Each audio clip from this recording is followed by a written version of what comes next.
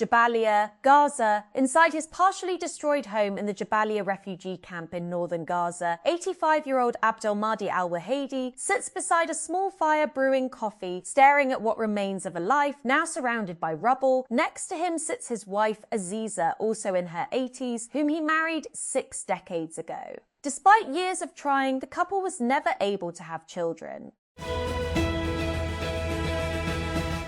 An armed Israeli settler blindfolded and detained a Palestinian man near the village of Beit Iksa in the occupied West Bank, dragging him onto a road as Israeli forces stood nearby.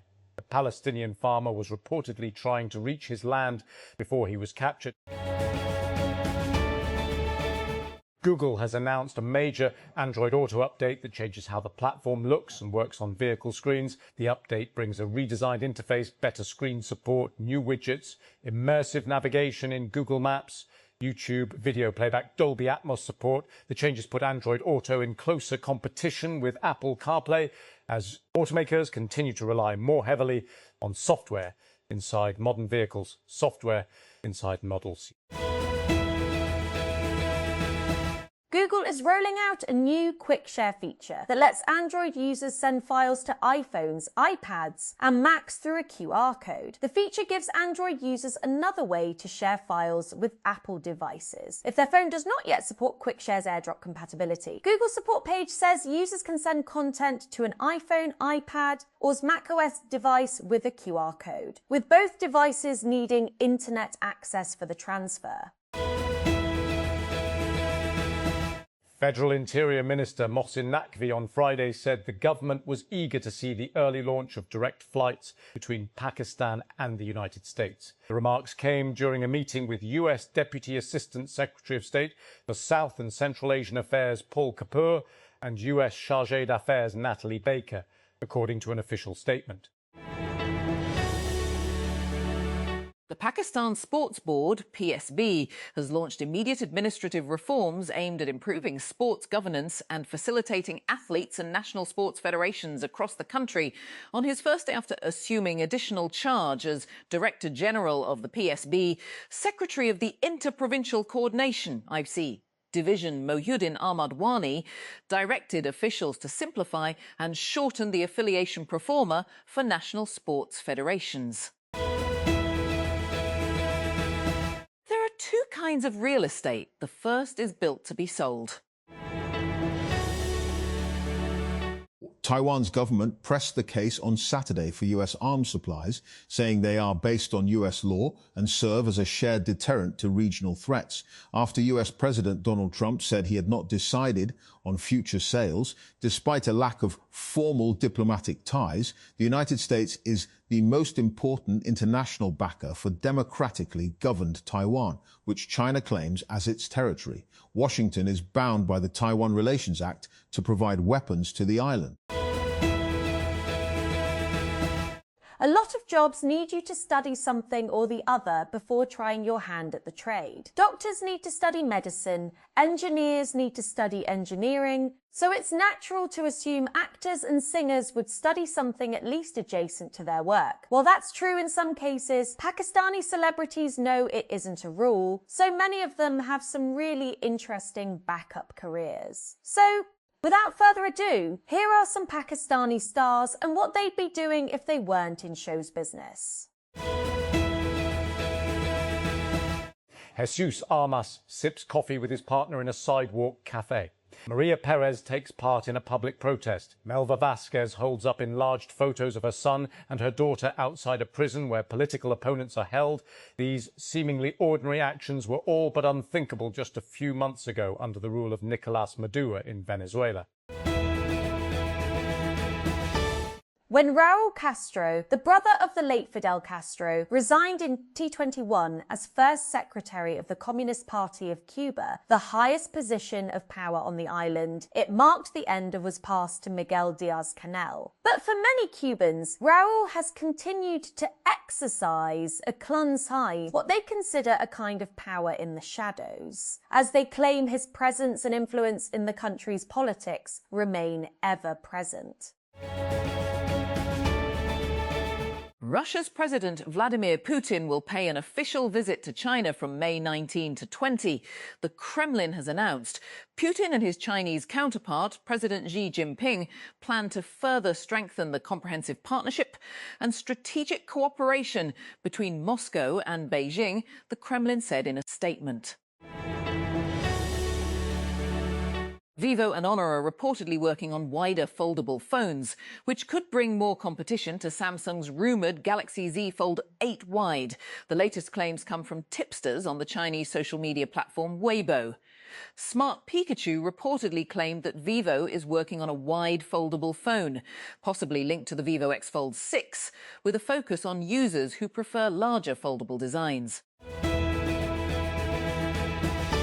Construction work has started on 3 new underpasses along Peshawar Road at an estimated cost of Rs 8.359 billion following the completion of the Kachari Chowk infrastructure project in Rawalpindi. According to officials, the new underpasses will be built at Kasim Market Chowk, Kabristan Chowk and Charing Cross Chowk. Sources said the Kasim Market underpass is estimated to cost 3.091 billion, while the Kabristan Chowk and Charing Cross Chowk underpasses are expected to cost 2.679 billion and Rs 2.588 billion respectively. The National Disaster Management Authority, NDMA, and the National Emergencies Operations Centre, NEOC, on Friday issued a nationwide weather alert warning of thunderstorms, heavy rainfall and hailstorms. They also cautioned in several parts of Pakistan during the next 12 to 24 hours.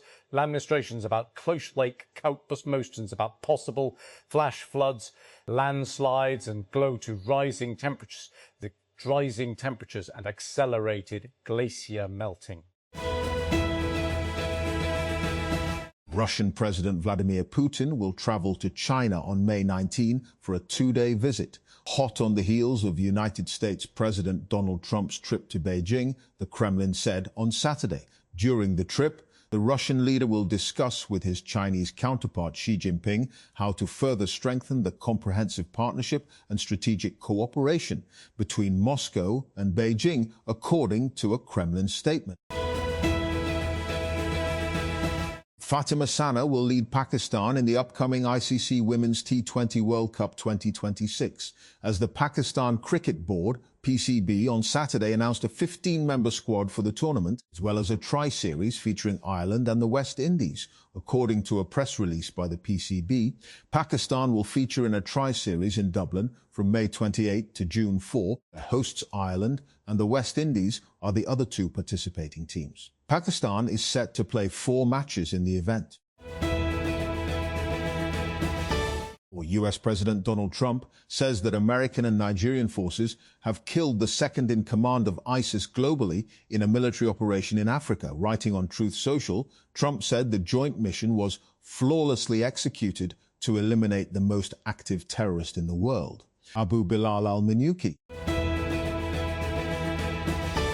The Swiss Federal Intelligence Service has said it will finally open long-sealed files on the notorious Nazi war criminal Josef Mengele. But without saying when Mengele fled Europe after World War II, but for years there have been rumours that he spent time in Switzerland, even though an international warrant was out for his arrest.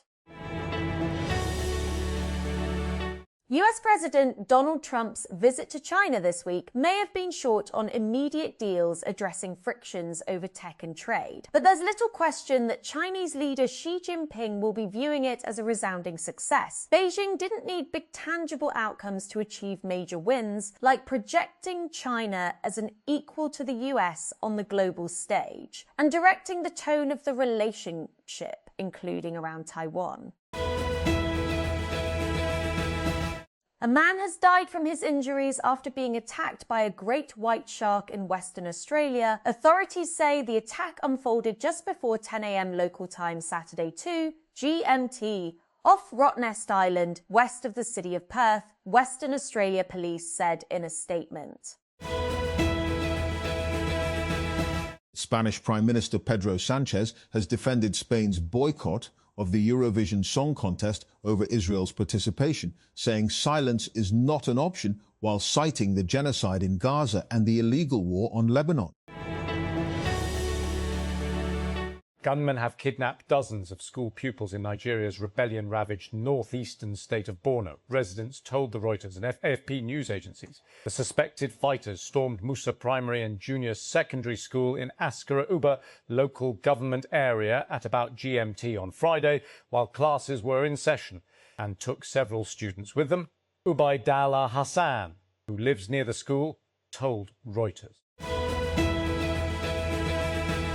Lebanon has welcomed an agreement with Israel to extend a fragile ceasefire by 45 days beyond Sunday's deadline following talks in the United States, even as Israeli forces continued attacks on towns and villages in southern Lebanon. At least 12 people were killed on Friday, including 3 paramedics, according to Lebanese authorities.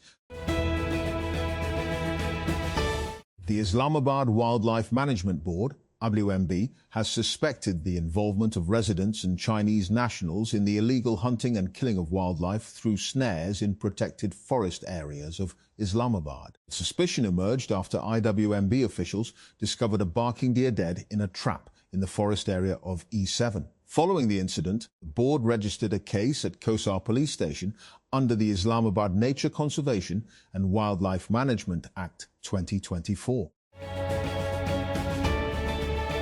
OpenAI and Anthropic announced new access offers for their AI coding tools on Wednesday as competition for developer and enterprise users continues to grow.